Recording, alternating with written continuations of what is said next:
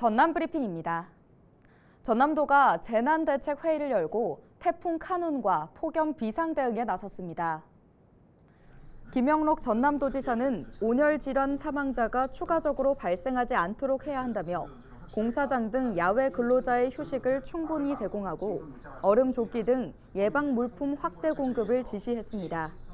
또한 수산 분야 액화 산소 공급 사업과 축산 분야 고온 스트레스 완화제 지원의 경우 예비비를 추가로 투입해 지원을 늘리라고 당부했습니다. 태풍 카눈이 예상 경로보다 왼쪽으로 이동할 경우 전남 전체가 영향권에 들어간다며 강풍과 폭우 등 산사태 대비에 집중할 것을 당부했습니다. 여수해양경찰과 여수시 등 10개 기관이 태풍에 대비해 피해 예방 대책 회의를 진행했습니다. 이번 회의에서는 지난해 태풍 대응 현황과 분석을 비롯해 올해 태풍 대비 주요 추진 사항에 대한 점검이 이어졌으며 6호 태풍 카눈의 정보가 공유됐습니다.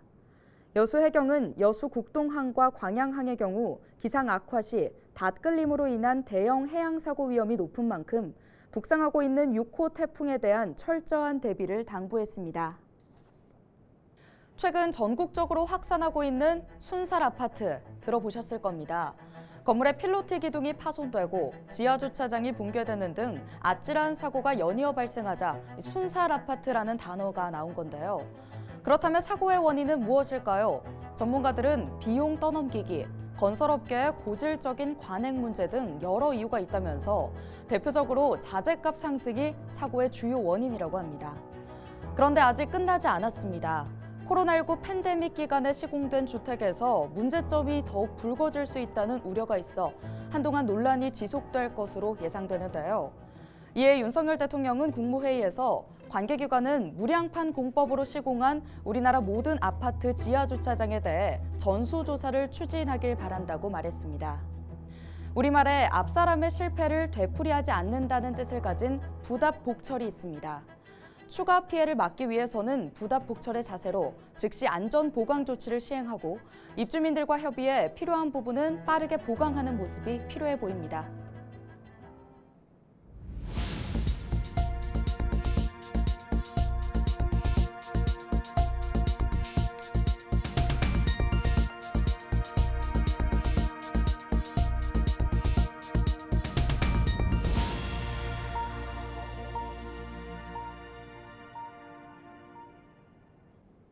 전남도가 울창한 숲과 함께 시원한 수변이 어우러진 여름철 걷고 싶은 숲길 5곳을 선정했습니다.